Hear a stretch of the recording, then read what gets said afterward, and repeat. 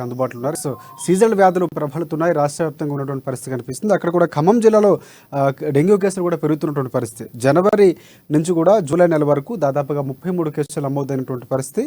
ఆగస్టులో 65, ఈ నెలలో 54 కేసులు నమోదైనటువంటి పరిస్థితి. ఇక డెంగ్యూ యొక్క గణాంకాలపై నిర్లక్ష్యపు సమాధానాలు జిల్లా వైద్యాధికారులు చెబుతున్నటువంటి పరిస్థితి ఉందని తెలుస్తా ఉంది మనకి. జిల్లాలో 5కు చేరినటువంటి డెంగ్యూ మృతుల సంఖ్య ప్రధానంగా మృతులు పెరగడంతో ఒక రకమైనటువంటి ఆందోళన కూడా ఖచ్చితంగా ఉండే అవకాశం ఉంటుంది. ఇక మడుపల్లి గ్రామంలో ఇంటర్ విద్యార్థిని మృతి చెందింది. డ్రైడేను పకడ్బందీగా నిర్వహించి డెంగ్యూ నివారణపై దోమల బెడదను కూడా తగ్గించే విధంగా నియంత్రించాలని కూడా కలెక్టర్ ఆదేశాలు చేసినటువంటి పరిస్థితి కనిపిస్తుంది. సీజనల్ వ్యాధుల నివారణకు చర్య తీసుకొని కూడా కలెక్టర్ ఆదేశించారు. ఈ స్థాయి వరకు అంటే ప్రభుత్వ యంత్రాంగంలో ఉన్నటువంటి ప్రధానంగా శానిటైజేషన్లో లోపం ఉందని కూడా ప్రజల నుంచి వస్తున్నటువంటి వార్తలు కూడా మనకు తెలుస్తూ ఉన్నాయి. సో దీనిపై మరిన్ని అప్డేట్స్ అందిస్తారు ఉపేంద్ర చెప్పండి. రాజశేఖర్, ఖమ్మం జిల్లాలో డెంగ్యూ విజృంభిస్తోంది. దాదాపు మునుపెన్నడూ లేని విధంగా ఒకేసారి కేసులు ఆగస్టు సెప్టెంబర్ నెలలో పెరగడంతో ప్రజలు భయాందోళనకు గురవుతా ఉన్నారు. ఇప్పటికే 5 వ్యక్తులు కూడా చనిపోయినటువంటి సంఘటన కూడా కనబడతా ఉంది. జిల్లా వ్యాప్తంగా ఉన్నటువంటి అన్ని పిహెచ్సి కేంద్రాల్లో వైద్యాధికారులు అందుబాటులో ఉన్న పరిసరాల పరిశుభ్రతపై ప్రభుత్వ అధికారులుగా ఎటువంటి చర్యలు చేయకపోవడం ఫలితంగా ఇప్పటికే ఈ డెంగ్యూ తీవ్ర స్థాయిలో పెరిగిందని చెప్పుకోవచ్చు. అదే సందర్భంలోనే ఇంకా అనేక ప్రైవేటు హాస్పిటల్స్ లో లెక్క తేలినటువంటి డెంగ్యూ కేసులు తీవ్ర స్థాయిలో పెరుగుతున్నప్పటికీ అధికారులు మాత్రం నిర్లక్ష్యం సమాధానం చెప్తా ఉన్నారు. అదే సందర్భంలో అటు వల్లభీకి సంబంధించి నుండి మొదలుపెట్టి ఇటు కారపల్లి మండలం, అటు వేంసూరు, ఇటు మధురకు సంబంధించిన మాడిపల్లి ప్రాంతంలో ఉన్నటువంటి పిఎస్సి అన్ని చోట్ల కూడా ఇప్పటికే డెంగ్యూ కేసులు తీవ్ర స్థాయిలో పెరిగి జ్వరాల బారిన పడతా ఉన్నారు. అటు సీజనల్ వ్యాధులు తీవ్ర స్థాయిలో పెరిగి ఇప్పటికే ప్రజలు భయాందోళనకు గురవుతా ఉన్న నేపథ్యంలో ప్రజాకు అవసరమైనటువంటి ఏదైతే అవగాహన కార్యక్రమాలు ఉన్నాయో అవి చేపట్టకపోవడంపై ప్రజలు తీవ్ర స్థాయిలో ఆగ్రహం వ్యక్తం చేస్తా ఉన్నారు. ఇదే తరుణంలోనే సీజనల్ కి సంబంధించినటువంటి వ్యాధుల పర్యవేక్షణలో అధికారులకు సంబంధించినటువంటి వారు కావచ్చు, ఇటు ప్రజాప్రతినిధులు కావచ్చు, ఇప్పటికే కొన్ని ప్రాంతాల్లో పర్యటించి ఎలా జాగ్రత్తలు తీసుకోవాలనే అంశాల గురించి వివరించారు. కానీ ఓవరాల్ గా చూసుకున్నప్పుడు ఈ పర్యటనకు సంబంధించింది ప్రజల్లో ఒక్కొక్క రోజు మాత్రమే, అంటే ప్రధానంగా మంగళవారం, అలాగే శుక్రవారం ఈరోజు ఫ్రైడే కార్యక్రమాలు కానీ డ్రై డే కార్యక్రమం నిర్వహించేటువంటి నేపథ్యంలో కొన్ని చోట్ల కొంత అవగాహన కల్పిస్తున్నప్పటికీ ప్రధానమైనటువంటి ఈ డెంగ్యూ బారిన పడినటువంటి ప్రాంతాలని గుర్తించి అక్కడ నియంత్రణ చర్యలు చేపట్టడంతో మాత్రానికి అధికారుల నిర్లక్ష్యం కొట్టొచ్చినట్టు కనబడతా ఉంది. ఇప్పటికే దాదాపు ఈ డెంగ్యూకి సంబంధించినటువంటి ఏదైతే లార్వా ఉందో, ఈ లార్వా ఎక్కడుంది, ఎలా ఉండాలి అనేటువంటి అంశాల గురించి నీటి పరిశుభ్రతలో కావచ్చు, ఎక్కువ కాలం నిల్వ ఉన్నటువంటి నీరుని నియంత్రించేందుకోసం ఎలా జాగ్రత్తలు తీసుకోవాలి, ఎలా వాటర్ సంబంధించినటువంటి బాల్స్ వేయాలనేటువంటిది జిల్లా కలెక్టర్ పర్యవేక్షిస్తున్నప్పటికీ కానీ జిల్లాలో ఉన్నటువంటి వైద్యాధికారులు మాత్రం ఇప్పటి వరకు ప్రజల్లోకి వెళ్లి అవగాహన కార్యక్రమాలు చేపట్టకపోవడం పట్ల ఎంత నిర్లక్ష్యంగా ఉన్నారని కూడా స్పష్టంగా చెప్పుకోవచ్చు. అదే తరం నగరంలో ఉన్నటువంటి ఖమ్మం నగరంలో ఉన్నటువంటి అందరు కార్పొరేటర్స్ కూడా ఇప్పటికే ఫ్రైడే కార్యక్రమానికి పిలుపునిస్తున్నప్పటికీ కూడా చాలా మంది ప్రజాప్రతినిధులు ప్రజల్లో అవగాహన కల్పించే దాంట్లో కొంత విఫలంగా ఉన్నట్టుగా చెప్పుకోవచ్చు. అదే తరుణంలో కూడా జిల్లా వ్యాప్తంగా ఎక్కడెక్కడైతే ఈ డెంగ్యూకి సంబంధించినటువంటి అవసరమైన ప్లాస్మా కావచ్చు, సంబంధించినటువంటి సౌకర్యాలు కావచ్చు, మెడికల్ కిట్ కావచ్చు, ఇవన్నీ కూడా అందుబాటులో ఉంచే దాంట్లో ప్రభుత్వం ఒక రకంగా ప్రయత్నం చేస్తున్నప్పటికీ ఈ యొక్క మరణాల సంఖ్య పెరుగుతా ఉంటే ప్రజల్లో భయాందోళన పెరుగుతుందని కూడా చెప్పుకోవచ్చు. రాజశేఖర్, ఉపేంద్ర, ఒకటంటే మరణాలు నిజంగా మీరు మాట్లాడినట్టు చాలా వరకు ఆందోళన కలిగించే అంశాలు. అంటే ప్రధానంగా దీనికి మున్సిపాలిటీకి సంబంధించినటువంటి శానిటేషన్ కార్మికులు ఎవరైతే ఉంటారో గతంలో ధర్నా చేయడం ఇవన్నీ కారణం ఉంటుంది. ఎందుకంటే మనకి జనవరి నుంచి జూలై వరకు 33 కేసులు ఉంటే తర్వాత వచ్చినటువంటి ఆగస్టులో 65, ఈ నెలలో 54 వరకు నమోదైనటువంటి పరిస్థితి. అంటే ఒక రకంగా భయాందోళన గురి చేస్తున్నటువంటి అంశం.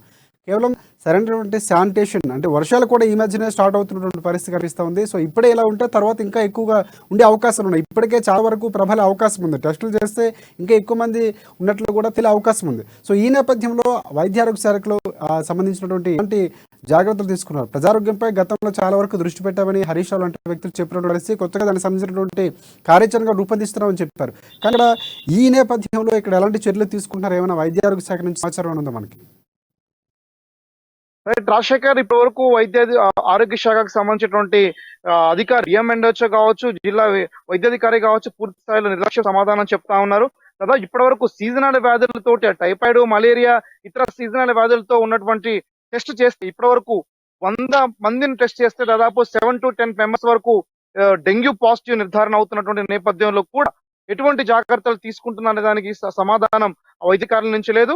ఎటువంటి ఇప్పటి వరకు కేసులు ఇంటనే ఉంటే ట్రీట్మెంట్ ద్వారా నయమవుతుంది తప్ప వాస్తవంగా ఇలాంటి కేసులు అని చెప్పేసి అని కూడా ఫోన్ ద్వారా సంప్రదించే డిఎంఎన్హెచ్ఓ సమాధానం చెప్తున్న నేపథ్యంలో ఈ రానువంటి తరుణంలో కూడా ఎట్లాంటి సమాధానం రేపు భవిష్యత్తులో ఇంకా పరిణామాలు తీవ్ర స్థాయిలో పెరుగుతున్న ఏ రకం నిర్ణయం తీసుకుంటారనేది కూడా సందేహాత్మకంగా ఉంది.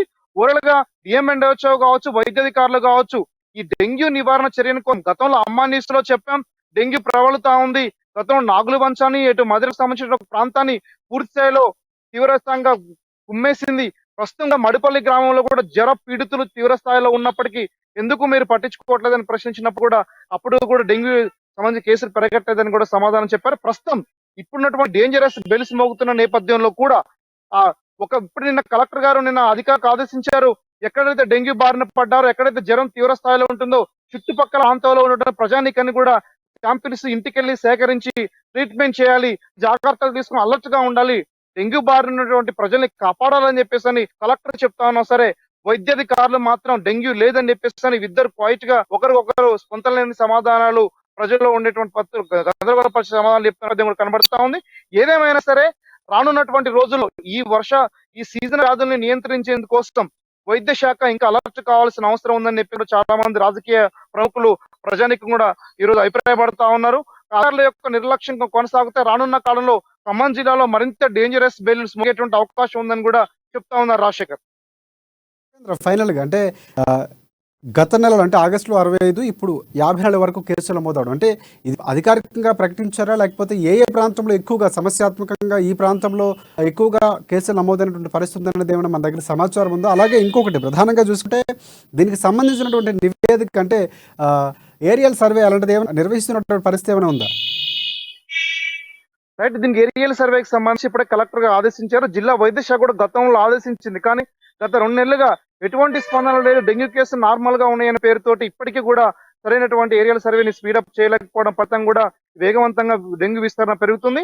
ప్రధానంగా రణదపాలెం మండలంలో ఉన్నటువంటి మంచుకొండకు సంబంధించి, అలాగే ఖమ్మంలో వెంకటేశ్వర నగర్, మామిలగూడెం, ఇటు వల్లభికి సంబంధించి వేంసూరు పిహెచ్సి ప్రాంతం, కారపల్లి పిహెచ్సిలో డెంగ్యూ కేసులు నమోదైనట్టుగా అధికారిక లెక్కలు చెప్తా ఉన్నారు.